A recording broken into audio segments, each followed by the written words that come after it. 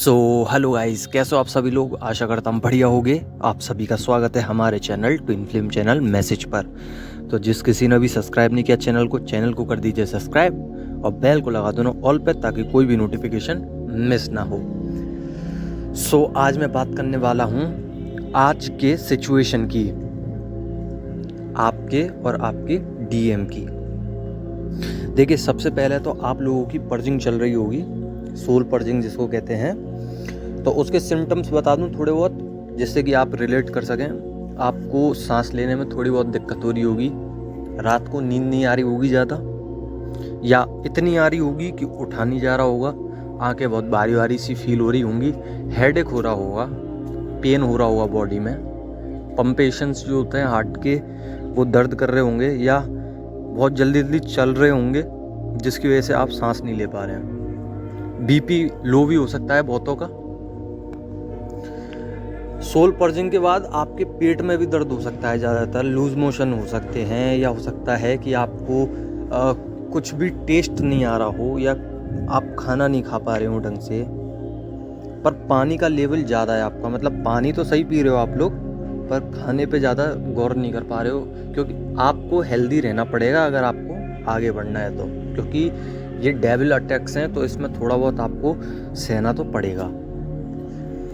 Sad energy हो सकती है, काफ़ी सारी डीएफ्स हैं जिनको सैड एनर्जी महसूस हो सकती है, ज़्यादा रोना आ सकता है, रात में रो सकते हैं कुछ लोग हो सकता है कि आज रो सकते हैं काफ़ी ज़्यादा या थोड़ा बहुत, क्योंकि आपके जो पर्सन हैं उनकी क्रेविंग आ सकती है आपके पास, और आपके डीएम की ही ये एनर्जीज़ हैं जो कि आप महसूस कर रहे हैं और उसके बाद रो रहे हैं, क्योंकि आपने तो अपनी तरफ से एनर्जी देना बंद कर दी, फिर आप रो क्यों रहे हो। आपके डीएम की एनर्जी है ये।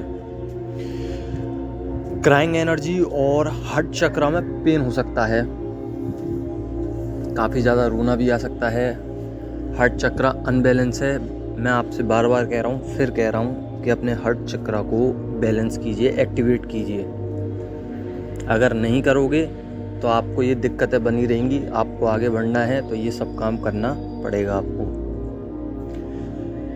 हेडेक होगा बहुत ज़्यादा, और राइट हैंड साइड पे हो सकता है कि सबसे ज़्यादा आपके दर्द हो रहा हो, राइट हैंड साइड हेडेक हो रहा हो, और आपको नींद ज़्यादा आ रही होगी या बिल्कुल ही नहीं आ रही होगी, या आ रही होगी तो लेट आ रही होगी, मगर आप फिर सुबह उठते हो तो उठा नहीं जाता। मतलब कि ये सब कारण हो सकते हैं, क्योंकि आपकी पर्जिंग चल रही है ये अभी, और आप पे कॉस्मिक एनर्जी भी आई थी, तो ये सब हो सकता है आपके साथ।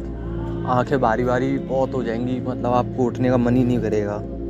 तो ये सब तो आपकी दिक्कतें हो गई। अब मैं आपके डीएम की दिक्कतें बता दूं, वो आप यकीन नहीं मानोगे, वो इतना परेशान है ना कि आपसे वो एक्सप्रेस नहीं कर पा रहे हैं कि मैं कितना परेशान हूँ। पर उनकी जो फीलिंग्स है ना, आपकी बॉडी सिम्टम में ही पता चल जाएगी आपको। मतलब कि आपको ऐसी एक्टिविटी हो जाएगी बॉडी में जिससे कि आप महसूस कर सकते हैं कि वो कितनी दिक्कत में है आपके डीएम। जैसे कि आपके डीएम को डर लग रहा है, फियर हो सकता है, उस फियर की वजह से आपको लूज मोशन हो सकते हैं, या फिर हो सकता है कि आपको अचानक से एकदम डर लगने लग जाए किसी चीज़ से। तो ये फियर से ऑपरेट कर रहे हैं आपके डीएम, और आपको खोने से डर रहे हैं। तो रहम कीजिए उन पर थोड़ा सा, इतनी भी एनर्जी मत, मतलब आप एकदम ही देना बंद कर दिए हो, तो थोड़ा बहुत रहम कीजिए, आपकी ही सोल है वो, तो थोड़ी बहुत एनर्जी दे भी दीजिए। इतना परेशान मत कीजिए उनको। वो तरस चुके हैं, मतलब वो बता नहीं पा रहे हैं, पर अंदर ही अंदर घुटन महसूस हो रही है। अब आपकी बॉडी, अगर आप उनको एनर्जी नहीं दोगे तो फिर वो आपकी बॉडी को परेशान करेंगे, आपकी सोल को परेशान करेंगे। तो इससे बढ़िया है थोड़ी बहुत एनर्जी दे दो, ताकि दोनों खुश रहो। अगर आप नहीं दोगे तो फिर वो आपको परेशान करेंगे, और फिर आप समझ सकते हो कि आपको दोबारा मेहनत करनी पड़ेगी। ये सेपरेशन चलता ही रहेगा। इससे बढ़िया है कि आप देते रहो थोड़ी बहुत, ताकि वो खुश रहें। और बहुत सारा फियर है, और आपको खोने से तो डर ही रहे हैं, आइसोलेशन में पहुंच चुके हैं, क्योंकि आपके डीएम को डर लग रहा है, डिप्रेशन है, करियर में फोकस नहीं कर पा रहे हैं, आपकी तरफ बढ़ना चाहते हैं पर बढ़ भी नहीं पा रहे हैं, फैमिली इशू हो सकता है, कार्मिक इशू हो सकता है, आपसे बहुत कुछ बताना चाह रहे हैं पर वो बता नहीं पा रहे हैं क्योंकि उनको डर भी है। और वो सही बताऊं तो वो आपसे ही डरते हैं, मतलब वो आना तो चाहते हैं पर आते हैं तो उनकी सांस एकदम फूलने लगती है कि मैं करूं क्या। अचानक से उनको समझ में नहीं आता है कि मैं क्या करूं, क्या कैसे उससे बोलूं, फिर वो पीछे ही हो जाते हैं। बहुत ज़्यादा हार्ट ब्रेक है उनका, जो आपको भी फील हो रहा होगा, जो मैंने आपको सिम्टम्स बताई दिए हैं। एनर्जी की फ्रिक्वेंसी एकदम डाउन चली गई है उनकी, और अब मैं कहता रहा हूँ आइसोलेशन में पहुँचने का मतलब एनर्जी ख़त्म, और वो आपकी एनर्जी मांग रहे हैं, आपको क्रेविंग हो रही होगी। तो ये एक सिम्टम जो कि आपको हो रहा होगा। डिप्रेशन में इतना पहुंच गए हैं कि एक्सप्रेस कर ही नहीं पा रहे हैं कि मैं क्या बोलूं उससे जाके। ओवर थिंकिंग चल रही है बहुत ज़्यादा, नोट्स बना रहे हैं कि मैं कैसे बात करूं उससे, किस टॉपिक पे बात करूं जिससे कि वो मान जाए।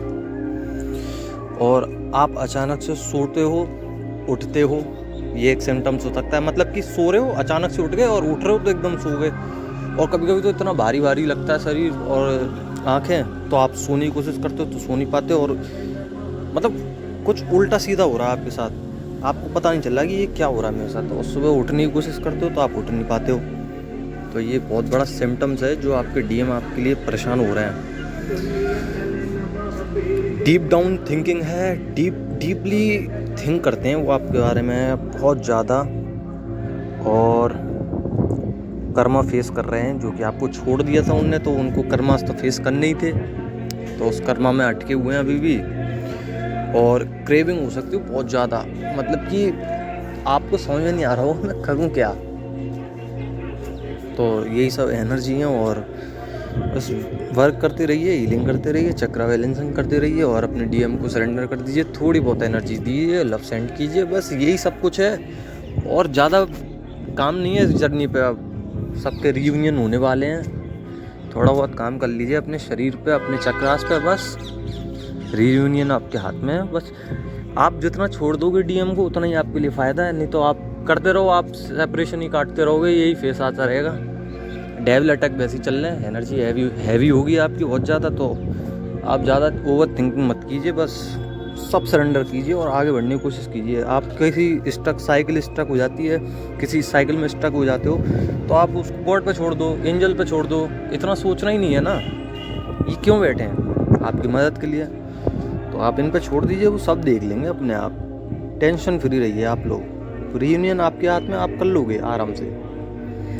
और डीएम को जितना छोड़ सकते हो छोड़ दो, आपके लिए ही फ़ायदा है। नहीं छोड़ पा रहे हो तो फिर वो आपकी मर्ज़ी है, नहीं तो आप समझते हो